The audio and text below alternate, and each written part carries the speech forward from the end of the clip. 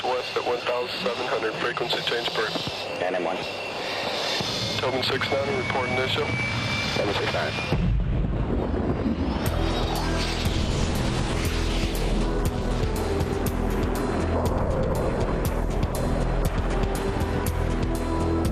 The American fighter, immortalized in movies and the backbone of United States foreign policy.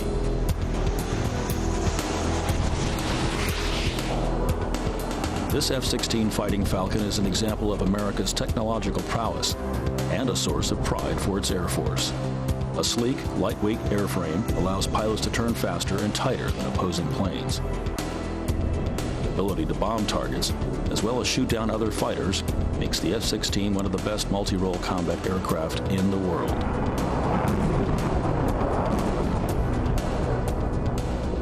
Conceived in the wake of the Vietnam conflict, the Air Force said it wanted a light, single-engine fighter that could dogfight, as well as destroy ground forces.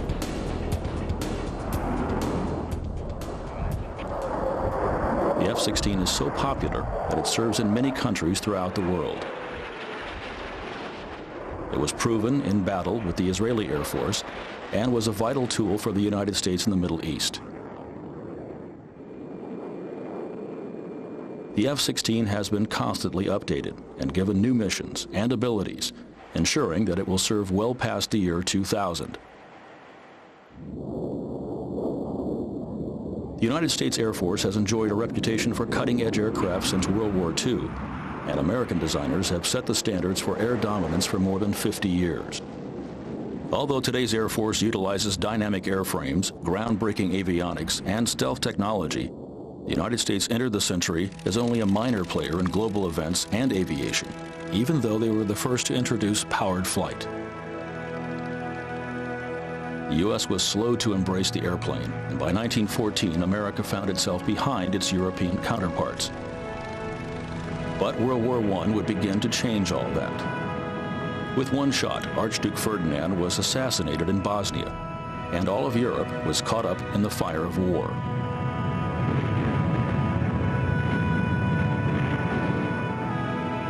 The airplane was a fledgling technology, but it was immediately thrust into the war for reconnaissance duties.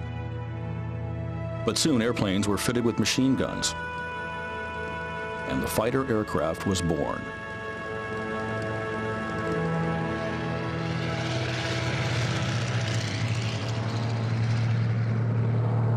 Pilots who shot down 5 or more enemy planes were called aces and were seen as the knights of the 20th century. The adulation knew no borders. French morale was bolstered by the successes of Georges Guinemer and René Fonck. Germany's Oswald Boelcke developed basic rules of aerial combat that are still taught in today's fighter schools. His protege, the legendary Manfred von Richthofen, terrorized Allied squadrons in his Fokker triplane. Richthofen recorded 80 kills before his death, more than any pilot of the war. His enemies and compatriots nicknamed him the Red Baron. Aces are remembered as chivalrous warriors of a romantic era, but air battles were fought to the death. Few aces survived the war, but their contributions to aerial warfare endured forever.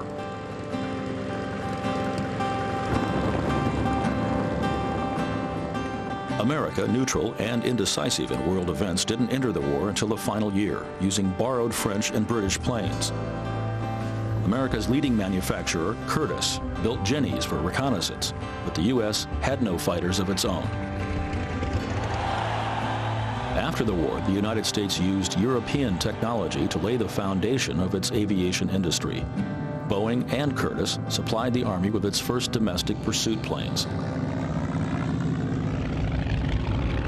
The military still viewed aviation with caution, but the American public quickly fell in love with powered flight. In the 1920s, World War I pilots began touring the country, entertaining crowds with races and stunt flying. Americans turned out in record number to watch wing walkers and racers risk their lives and shatter speed records. Sponsored by private corporations, these aerial gypsies were flamboyant and charismatic. They began racing for prizes offered by wealthy businessmen who were fascinated with the new sport. The National Air Races saw an annual speed competition for the Thompson Trophy. Jackie Cochran, Roscoe Turner, and Jimmy Doolittle became national celebrities as they broke records year after year. Britain and America dueled every year for the Schneider Trophy, an international speed competition.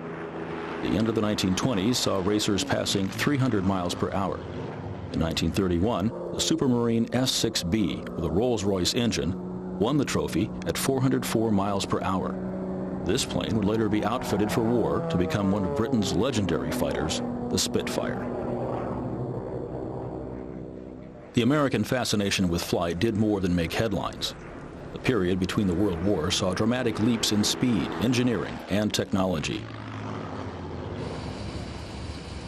Navigational instruments enhanced safety and enabled pilots to fly at night. Engine designs were improved to cut down on weight and provide more horsepower. All of these advances were installed in pursuit planes, preparing America for the political eruption in Europe.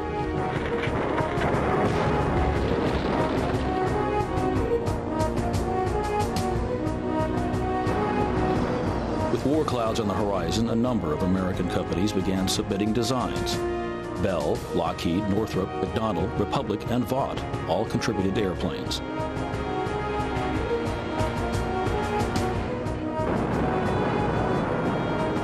The bombing of Pearl Harbor drew America into the war with Japan and Europe.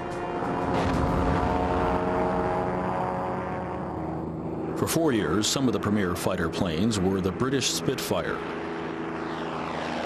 Germany's Messerschmitt Bf-109, the Focke-Wulf 190, and the Japanese Zero.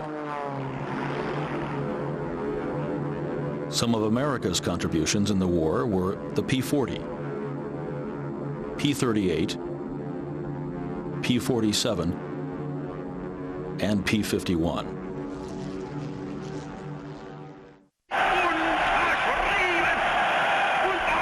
Hitler believed that Germany was an unrivaled military and industrial power. The German Air Force, known as the Luftwaffe, was a top priority of Germany's military planners. Its leading fighter manufacturer, Messerschmitt, would make incredible aerial advancements. It produced the Me-109 in 1935. It wasn't invincible, as Hitler believed, but many Allied aircraft would fall to seasoned German pilots.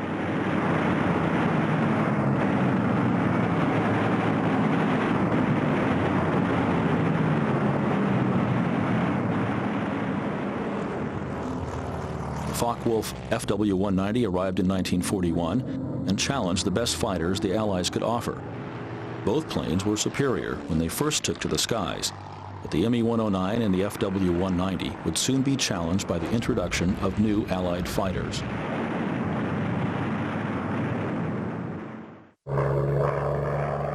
In the Pacific, the Mitsubishi A6M-0 provided the Japanese with air superiority for a short time. Light and quick, veteran Zero pilots confounded the Allies with aerobatics and skill. The lack of armor and self-sealing fuel tanks were its greatest weaknesses. The Allied powers won the Pacific with sheer numbers. The innovative Lockheed P-38 Lightning was the first twin-boomed fighter to go into production. German pilots dubbed it the twin-tailed devil. The Lightning exceeded 400 miles per hour, making it the fastest plane available. Its unusual shape hindered inexperienced airmen in a dogfight, but with time, Lightning pilots learned to love the radical design. The top American ace of World War II, Richard Bong, shot down 40 enemy planes in a P-38. Charles Lindbergh showed pilots how to conserve enough fuel for 12-hour escort missions in the Lightning.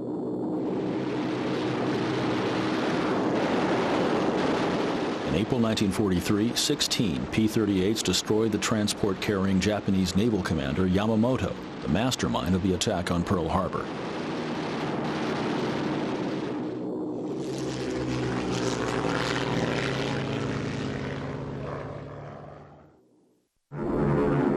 The first American plane to battle Axis air power was the Curtiss P-40 Tomahawk.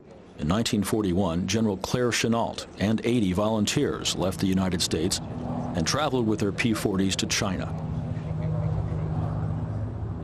Proclaiming themselves the American Volunteer Group, they were nicknamed the Flying Tigers.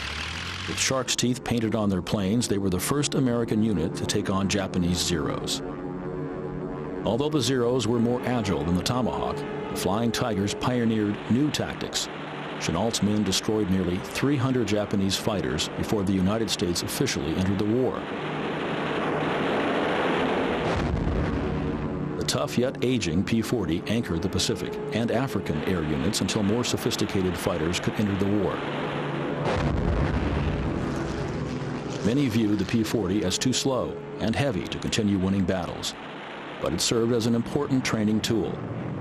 American Tomahawk pilots had to rely on strategy in order to beat Axis interceptors, and those methods would be built upon when higher performance fighters reached the front lines.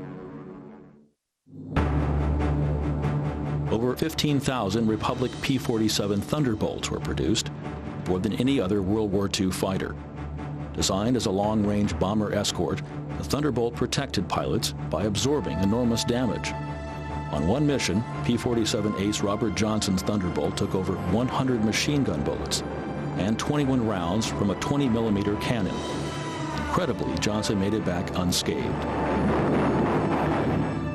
When Americans realized that enemy pilots could outmaneuver the Thunderbolt, they took advantage of its high-altitude performance, diving fiercely on German interceptors. P-47 pilots destroyed 5 Axis planes for every Thunderbolt lost.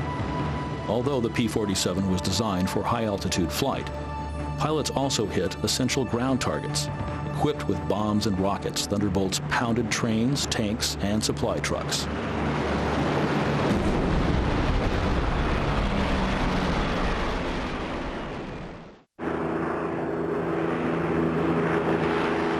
North American aviation contributed an aircraft that was so advanced, some historians would claim it was the best propeller-driven fighter ever to see combat.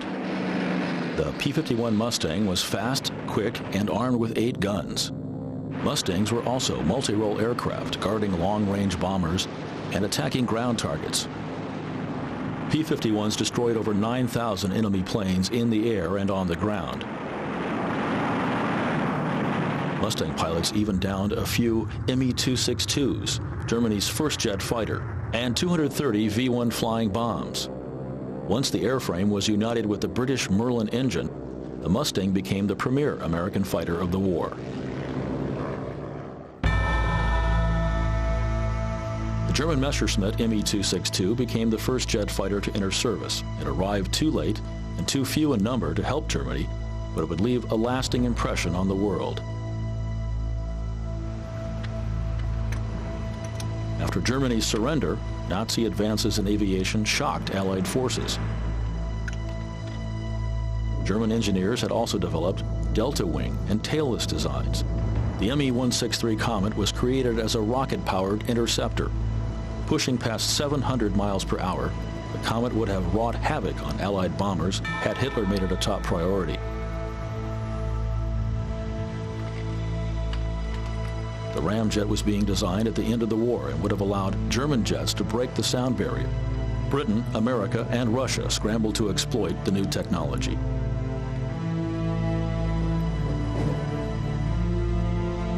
In World War II, Russia had borne the brunt of Nazi war power and barely survived. Joseph Stalin was reeling from the carnage of war and resentful of his Western allies.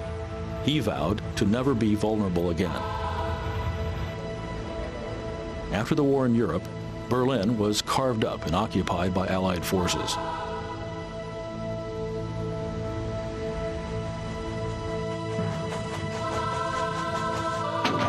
Stalin cut off all traffic to the eastern sector and quarantined the Russian portion of the city. Western forces watched helplessly as the Soviets engulfed portions of Europe, which were absorbed into their communist sphere. When the Allies had met earlier, former British Prime Minister Winston Churchill had hoped an Iron Curtain would not descend across the continent. Although the United States had been suspicious of Stalin, they could not predict that for 30 years the two superpowers would be embroiled in a Cold War. The Soviet Union shrugged off huge war debts to the United States. New American President Harry Truman was outraged. He declared that unless Russia was faced with an iron fist and strong language, another war would be in the making.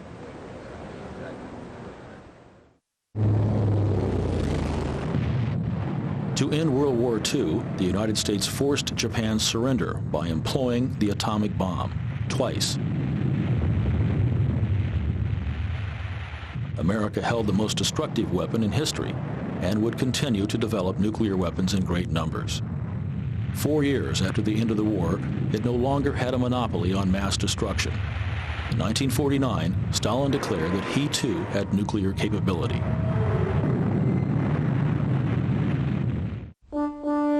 Stalin died in 1953. Nikolai Khrushchev, his successor, continued the military buildup.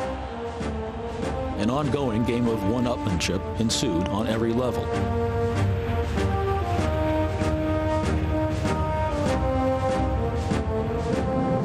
Money for research and development flooded American industry, and the fear of Soviet invasion sped up advancements in fighter technology.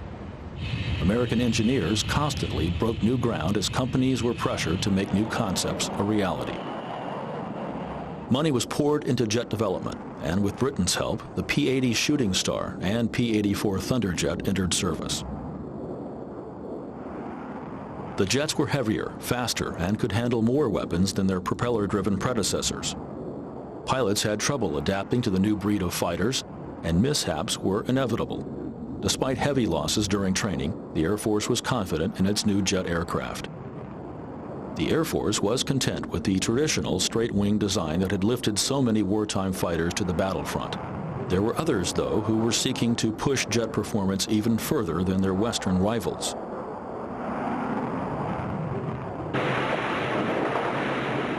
In 1951, the United Nations went to war in Asia, squaring off against communist North Korea. American straight-wing jets were confronted by the sleek, swept-wing MiG-15s supplied by the Soviet Union. The military didn't believe the Soviets could produce such a sophisticated aircraft. Many were shocked by reports of its performance.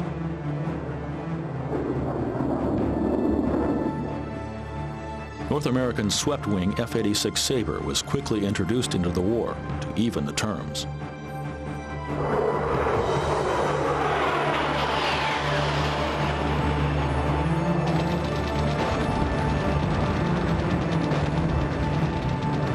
Sabre shared the MiG's wing design, letting pilots turn and roll at higher speeds. Combined with a large nose intake, the planes looked dangerously similar. Got a couple of bogeys out there, one coming around at 2 level. Roger, boy, I got him. Both aircraft were almost evenly matched, but it was pilot training that made a difference. American pilots had the experience of World War II dogfighting under their belts.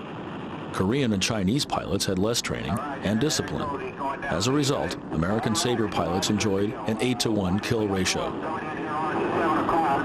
on. I haven't done it, but go ahead, take it, and I'll cover you. All right, I'm going in now.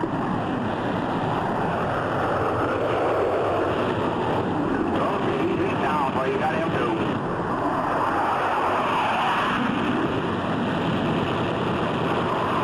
Before Korea, the United States believed that Soviet technology lagged far behind American capabilities. The MiG-15 made it clear there was a real threat to Western supremacy.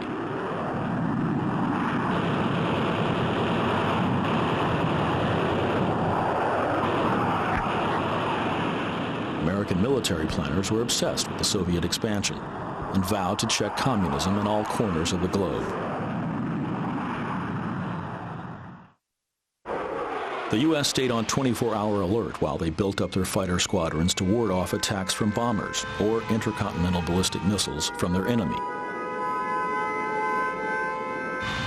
The need for fast, high-tech interceptors gave rise to the Century Series aircraft, planes with a 100 designation number. Equipped with radar, new weapons, and automated controls, these fighters brought about a dramatic escalation in costs. Specifications included multi-role demands. Every interceptor had to be capable of carrying nuclear weapons. What the Soviet Union perceived as a genuine threat, American military planners believed the Century Series was worth every penny. The development of air-launched rockets that could travel great distances and guide themselves to a target was given top priority. These technical advances in weapons turned American fighters into high-speed missile platforms. United States Air Force commanders believed that dogfighting was outmoded and that pilots should be trained to shoot down invading bombers. Guided missiles were considered so effective that pilots could shoot down bogies without even making visual contact. The philosophy of fire and forget replaced skilled piloting.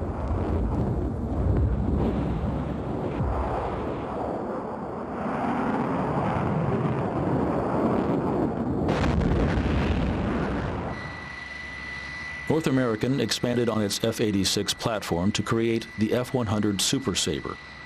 The F-100 retained the Sabre's nose intake but was longer and more aerodynamic than the F-86.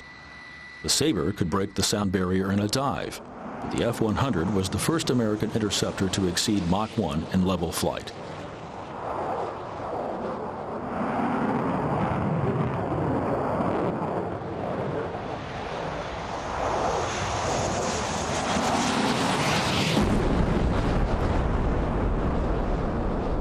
The Super Sabre also broke financial barriers with its titanium construction and new avionics.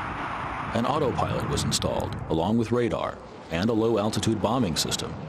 For 1953, the Super Sabre was so far ahead of its time that President Eisenhower awarded North American Aviation and their chief engineer, Dutch Kindleberger, the Caliber Trophy. The F-100 was more than a technical achievement. It was built to last. Super Sabres played an important role in Vietnam. Nicknamed the Hun by its pilots, the plane served as the first Wild Weasel Squadron in Asia. These daring pilots hunted and destroyed Vietnamese surface-to-air missile sites. F-100 losses were very high, but Wild Weasel missions were instrumental in protecting fighters and bombers. These workhorses would serve on the front lines until 1971, leaving a distinguished 18-year career behind them.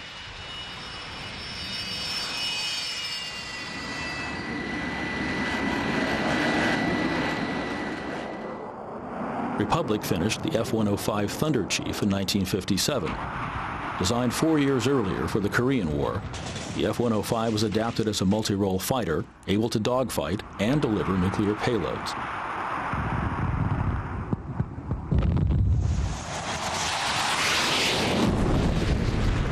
In 1965, the Thunder Chiefs, nicknamed Thuds by their pilots, would be sent to Vietnam. They achieved a handful of MiG victories, but were largely ineffective against the Soviet-built MiG-19s and 21s, so they were relegated to hitting ground targets.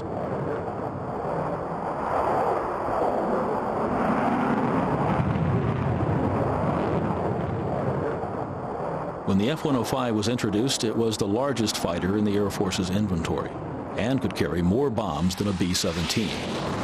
The Thunder Chiefs were eventually handed over to Wild Weasel crews who were grateful to fly a Mach 2 attack aircraft. The F-105s and the new Shrike missile made the Weasels much more effective at killing surface-to-air missile sites.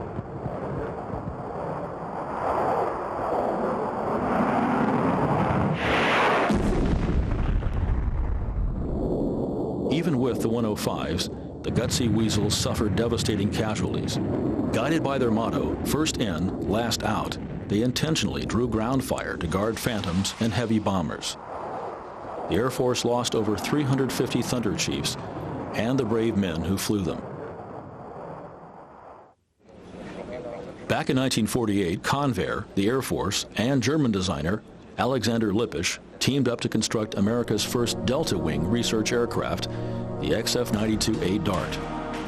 The triangle wing and vertical fin would allow better stability in supersonic flight and at high altitudes. The wings could be thinner and hold more fuel. The test plane never broke the sound barrier, but the new principle called Area Rule helped Convair streamline the airframe. Tests of the Dart were so encouraging that orders were immediately given for production design. Aerodynamic and engine problems stalled the arrival of the F-102 Delta Dagger until 1956. The F-102 was longer than its experimental predecessor, with a sharper nose and side air intakes. It was the first interceptor built without a gun, which was deemed useless for the job of a long-range interceptor. Rockets and missiles were fired from an internal weapons bay. It was America's first all-weather supersonic interceptor. Hughes Aircraft Corporation was awarded a contract to develop new weapons and electronics for the Delta Dagger. With both the F-102 and Soviet bombers flying in excess of Mach 1, pilots were no longer trusted to accurately target and fire weapons at such high speeds. The MG-10 flight control system would coordinate with ground controllers to fix an interception course with the target and destroy it. The performance of the airframe and the automated systems never measured up to the Air Force's expectations, and the F-102 was declared an interim fighter, one that would suffice until the arrival of the F-106 Delta Dart.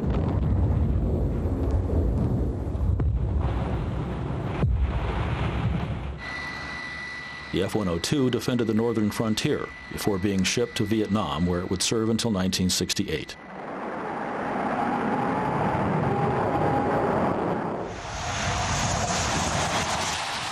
The F-106 Delta Dart was much more than an updated model.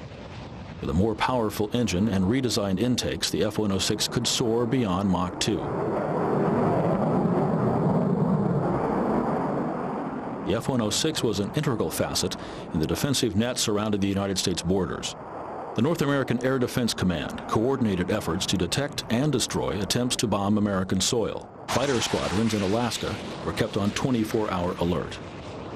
If a threat was ever detected, the Delta Dart could carry a nuclear-tipped Genie air-to-air missile capable of taking down an entire formation of enemy bombers.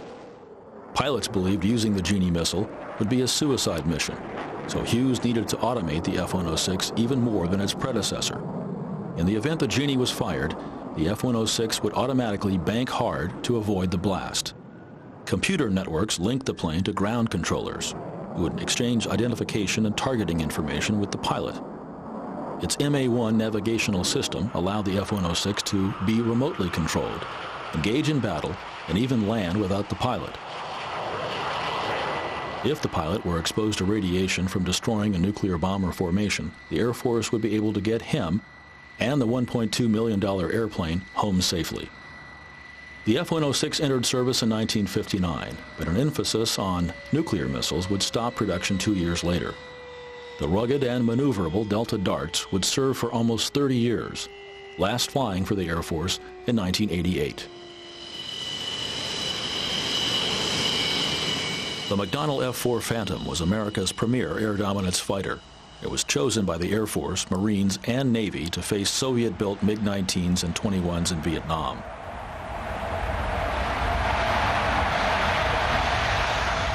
The Phantom had broken world records for altitude, speed, and acceleration. It had computer-controlled air intakes, state-of-the-art navigation, and weapon systems. Like the Century Series planes, the Phantom was tailor-made to shoot down a bomber, but it struggled with the MiGs.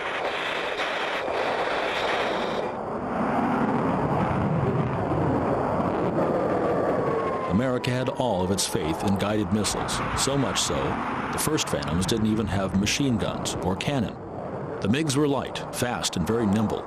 U.S. pilots found the guided missiles did not meet their lofty expectations. Pilots taught to shoot down opponents from miles away found their missiles of little use when the enemy could maneuver into close proximity. American pilots would have to return to the basics of dogfighting.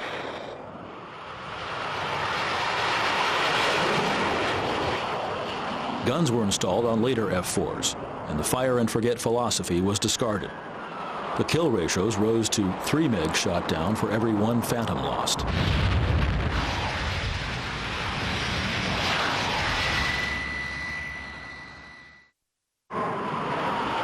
Today's collection of American fighters still bear the marks of the Cold War. In the 1960s, the United States continued to think in terms of bombing the Soviet mainland, despite its involvement in Vietnam. North America's heavily funded XB-70 Valkyrie was projected to be a Mach 3 nuclear bomber. Traveling higher and faster than any fighter plane, the Valkyrie was designed to haul 25 tons of nuclear bombs 15 miles high. The project was canceled due to several accidents and cost overruns, but not before the Soviets built a plane to catch it. The Soviet Union responded to the XB-70 at their 1968 air show with the MiG-25 Foxbat. The Foxbat was to be the fastest fighter in service for either country. It had only one mission, defending Soviet soil from the feared Valkyrie. Its speed approached Mach 3 and could climb to incredible heights. After outrunning an Israeli Phantom in the Middle East, NATO officials went into a panic. The U.S. government demanded a solution, and McDonnell Douglas answered with the F-15 Eagle.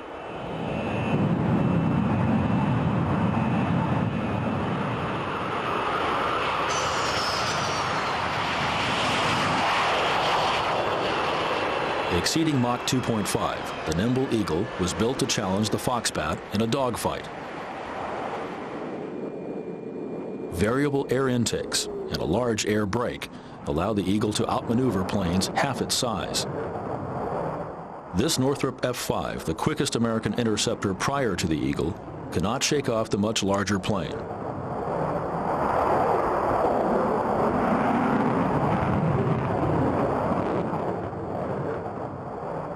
The F-15 could approach 100,000 feet and was equipped with ever-evolving weapon systems. In one experiment, an F-15 climbed to 80,000 feet and successfully blew a satellite out of orbit. By the mid-70s, the F-15 assumed the mantle of the most feared warplane in the world. The F-15E Strike Eagle is the latest version of the airframe. Although it is equipped with state-of-the-art technology, it no longer stands alone. The Air Force, knowing that the F-15E would not rule the skies forever, looked for a more modern fighter. The U.S. once again turned to one of its oldest alliances for the development of that plane. Lockheed, one of the premier United States manufacturers, has worked out of the legendary Skunk Works for much of its existence. Skunk Works projects were so sensitive that its exact location was top secret for decades. Employed by the Central Intelligence Agency and the U.S. Air Force, it had one mission: outdo Soviet technology. Kelly Johnson had been one of Lockheed's top designers since the mid-30s. His vision was legendary. Designing over 40 aircraft, he won 2 Collier Trophies, America's most prestigious award in aerospace. Johnson's designs included the P-80 Shooting Star, the first American jet fighter. Although Johnson was drawing up designs back in 1939, the U.S. Army Air Force didn't take him seriously until 1943. He constructed the P-80 Shooting Star in an astonishing 143 days.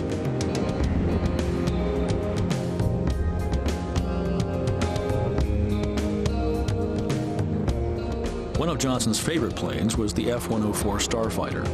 Built in 1954, this futuristic interceptor could hold its own against today's sophisticated fighters. Air Force personnel dubbed the Starfighter the missile with a man in it. Despite a lack of high-performance engines, its bullet-like design and minimal wingspan let its pilots enjoy speeds close to Mach 2. Johnson was known for his innovative ideas, and the unusual shape of the F-104 upheld his reputation. The straight wings were much shorter than other conventional planes of its time, and the leading edges were razor sharp. Johnson designed the Starfighter to outmaneuver other planes, not just shoot missiles at them. The F-104 was an outstanding dogfighter and could perform well at any altitude. Though it was light, it was designed to carry an impressive bomb load, including nuclear weapons. The Air Force pressed the Starfighter to meet new criteria, such as ground attack and all-weather capabilities. Johnson obliged. The F-104 met the new demands. The Starfighter, despite its incredible versatility and performance, was never ordered by the United States Air Force in significant numbers. Lockheed instead sold it to 14 NATO air forces, with the last Starfighter being produced in 1983.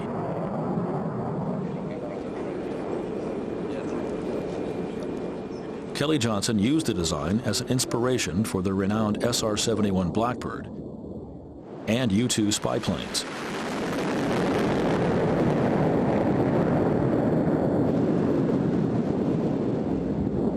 The Air Force depended upon high-altitude reconnaissance planes to gather information around the world. Soaring above 70,000 feet, it was believed pilots were safe from foreign missiles and fighters. But in May 1960, a surface-to-air missile brought down a U-2 and its pilot, Gary Powers, over the Soviet Union. President Eisenhower and the United States intelligence community were publicly humiliated. The Air Force lost faith in the safety of flying high and demanded a new solution from American industry. Again, it looked to the Skunk Works, which was developing an incredible breakthrough, stealth technology. The company experimented with a single-seat attack plane called Have Blue. The Air Force was so impressed, they ordered a production model, the F-117 Nighthawk. The F-117 was the first aircraft that was invisible to radar. Despite its F designation, it isn't capable of air-to-air combat, but it's used for night attack. Nevertheless, this technological leap eventually led to Kelly's successor Ben Rich being awarded another Collier Trophy. More importantly, it led to Lockheed's developing the F-22, the first true stealth fighter plane.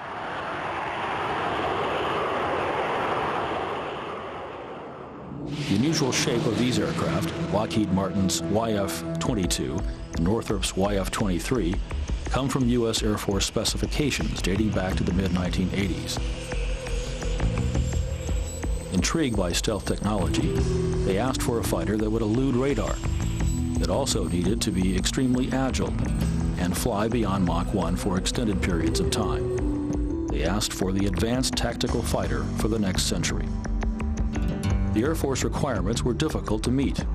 Agility meant large wings, tails, and flaps that could be seen on radar. Cruising in excess of Mach 1 required external fuel pods that would also stand out on radar. Faced with conflicting demands, industry's brightest engineers searched for solutions. 7 different designs were submitted. Each company fought for an advantage, exploring every untested idea, hoping to develop new technology before their competition could. Lockheed Martin and Northrop emerged as the winners. The U.S. Air Force asked them to build prototypes and fly them head-to-head. There are some reports that the YF-23 could achieve higher top speeds, but very little is known of the tests. The Air Force would not release the reasons for its decision, but the Northrop YF-23 did not make the final cut. The F-22 Raptor will be a new challenge to opposing radar, missile, and aircraft designers for the next 20 years. At first glance, the F-22 appears similar to the F-15, but their performance is worlds apart. The Raptor will turn tighter and climb faster than any other American plane. Most importantly, it will disappear from radar. There is not a single right angle on the F-22. Protrusions and sharp angles stand out to radar waves. There will be no antenna, no fuel pods, no exterior weapons. All will betray a pilot to the enemy. All communications equipment and weapons are tucked inside the airframe. Missiles and bombs don't dangle from the wings, but are stored inside the plane's missile bay. Its diamond wing not only eludes radar, but also can hold twice the fuel of an F-15. The F-22 becomes visible when taking evasive maneuvers, such as in a dogfight, so designers made sure the Raptor would be ready. Despite the evolution of guided missiles, the Air Force has insisted on installing a gun. Military planners have not forgotten the problems of Vietnam and will make sure their pilots can cope with any situation. The F-22 was designed and tested on computers. Hundreds of combat missions were flown on the ground. Cockpits and weapons capabilities would astound most veteran airmen. Complex flight controls, data links, radar systems, and multiple monitors can overwhelm a pilot. Much of today's Air Force training teaches pilots to manage the vast amounts of information provided by a plane's computers. Advancements in radar will also allow the F-22 to attack multiple targets before being detected. The F-22 can be seen when its radar is operating, so information will come from elsewhere. A wingman will scan the sky 30 miles behind and beam the information forward via data link. The lead plane is free to target the enemy fighters without being noticed. Each of the Raptor's missiles will track and destroy individual threats before visual contact is established.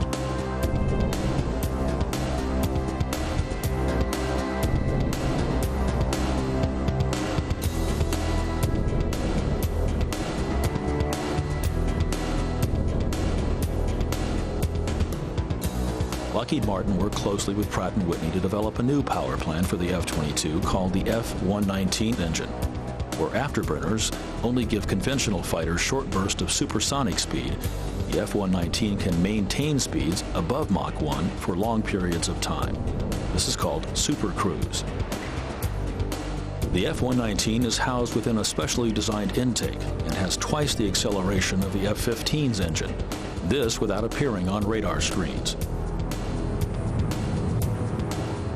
The thrust vectoring capability of the F-22 allows the pilot to perform impossible moves that would stall any other airplane. The F-22's agility will confound any pilot who tries to stay on its tail.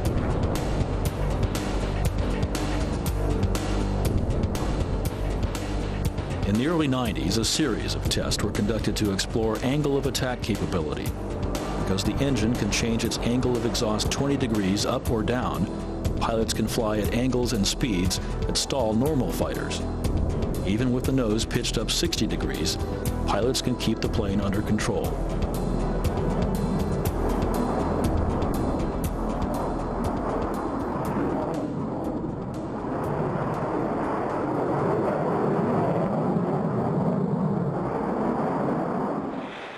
Thrust vectoring is actually a forte of the Russians. Their Sukhoi Su-37 is the only fighter that may be able to outmaneuver an F-22. The Russians have spent more time researching and testing this technology, and the Su-37 can slip away from almost anything in the sky.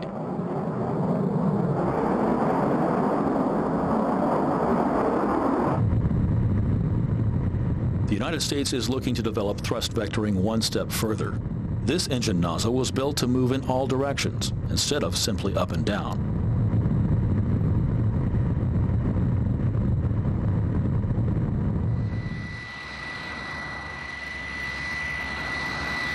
Without using thrust vectoring, Europe is making its own dramatic advancements in fighter technology. A European consortium is finishing work on the Eurofighter 2000, the future of European air defense. Its cranked arrow delta wing combined with canard wings on the nose give the Eurofighter excellent control at any speed. Europe's new fighter will be prepared for any occasion.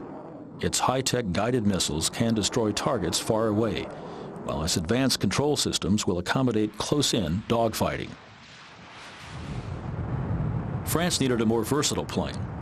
It created its own futuristic interceptor, the Rafale. Dassault designed the Rafale for both Air Force and Navy needs. Similar to the Eurofighter in shape, it also stresses a super agility and advanced weapons system.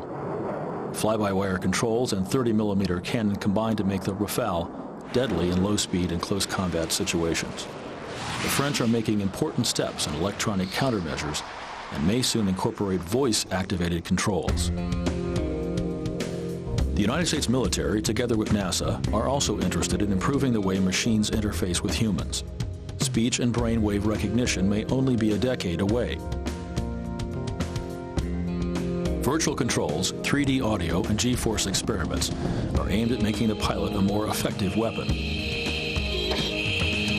Coming down, set it. Research continues on the next generation of American fighters. McDonnell Douglas design for the Advanced Tactical Fighter was rejected by the Air Force, but NASA, the American Space and Aeronautics Research Agency, has seen promise in a tailless configuration. Designated the X-36, NASA is trying to exploit the unparalleled agility of the design while using thrust vectoring to overcome its inherent stability problems. A military version of the X-36 would also be stealthy. The lack of a tail would reduce radar cross-section even more than the F-22. Research engineers predict that future fighters will be tailless.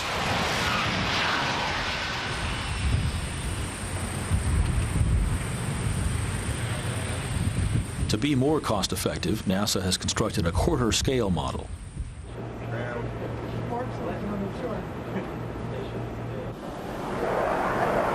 The test plane can climb to 5,000 feet and has validated its claims of extreme agility.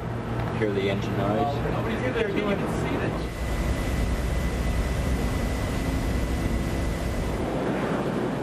Models like the X-36 and a number of unmanned aerial vehicles already in service hint that pilots may not be needed in planes of the future. The most intriguing aspect of the X-36 is that it is flown in a virtual cockpit.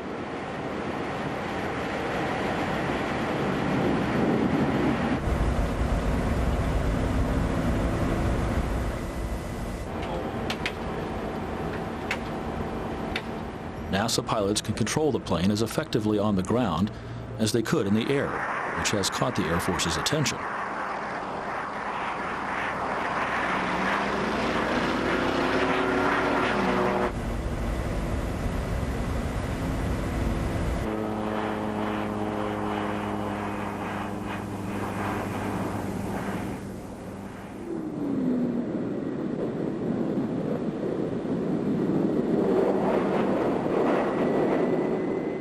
Reconnaissance aircraft like the Global Hawk and the Dark Star may be a window to tomorrow. They are designed to fly missions beyond the endurance of humans and over dangerous territory. These planes are not flown by remote control, but by computers on a predetermined course. If engaged by an enemy fighter, they wouldn't stand a chance. But it won't be long until the Air Force outfits drones with a remote pilot and weapons system. They will make decisions and may be capable of winning a dogfight. Heavy ejection seats and oxygen tanks will not be needed. Fighters will be able to stay aloft for days and pull high-G maneuvers that would disable a pilot. Future technology may allow automated combat aircraft to drop bombs and missiles without endangering the life of their pilot. Brake release. Takeoff executed. Power coming up. Command is accepted. Brakes release. Power up. Looking good. We are airborne. Flight number 1.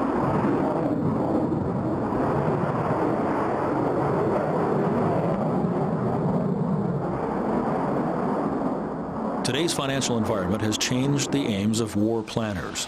Where Cold War competition spurred dozens of new fighters and ideas, the 1990s have yielded only the F-22.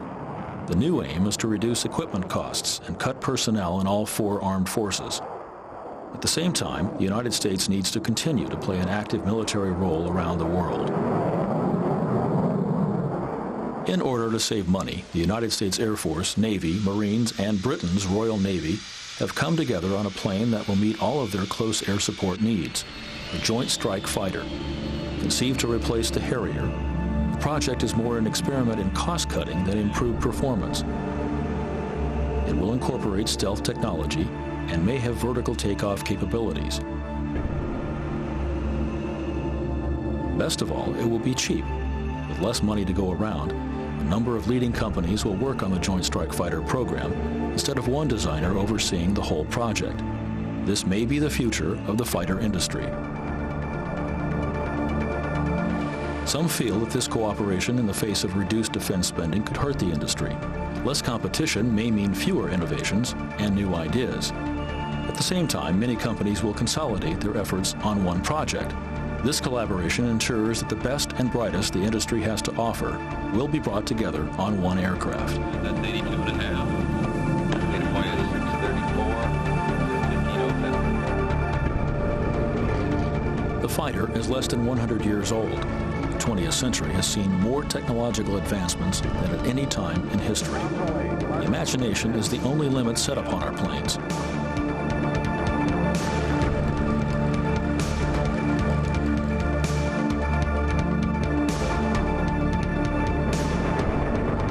From the romantic dogfights of the past to an impersonal, digital-driven future, combat aircraft have been and always will be a permanent fixture in the armed forces.